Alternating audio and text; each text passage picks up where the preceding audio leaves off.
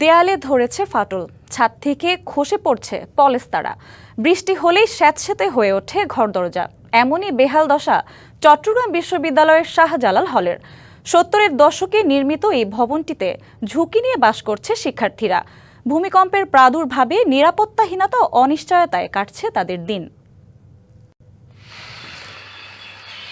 পাহাড়ের বুক ঘেঁষা চট্টগ্রাম বিশ্ববিদ্যালয়ের শাহজালাল হল। লালদুর্গ খ্যাত ভবনটিতে বিভিন্ন বিভাগের 5 শতাধিক শিক্ষার্থীর বাস।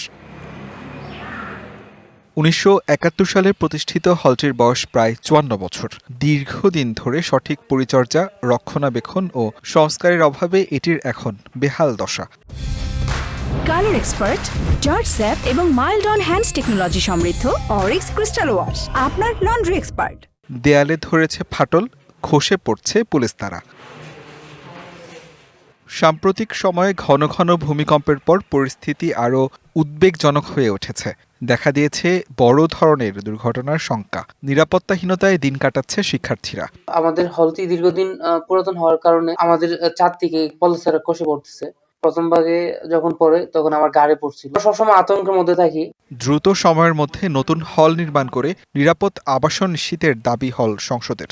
হলের যে সার্বিক পরিস্থিতি, এখানে একজন শিক্ষার্থী নিরাপত্তার সাথে বসবাস করতে পারবে না। প্রশাসনের কাছে আমরা দাবি জানাচ্ছি যাতে তারা দ্রুততম সময়ের মধ্যে একটা নতুন হলের রোডম্যাপ আমাদেরকে দেয়। হলটি সংস্কার করা হবে নাকি সম্পূর্ণ নতুন করে নির্মাণ করা হবে, সিদ্ধান্ত নিতে ইতিমধ্যে একটি তদন্ত কমিটি গঠন করেছে বিশ্ববিদ্যালয় কর্তৃপক্ষ। লোড বেয়ারিং স্ট্রাকচার, এটা আরসিসি স্ট্রাকচার না। দীর্ঘদিন আসলে এটা অনেক সময় অতিবাহিত হয়েছে। এটা অনেক পুরানো হওয়ার পরে জন্য কিছু কিছু হয়তো ফাটল।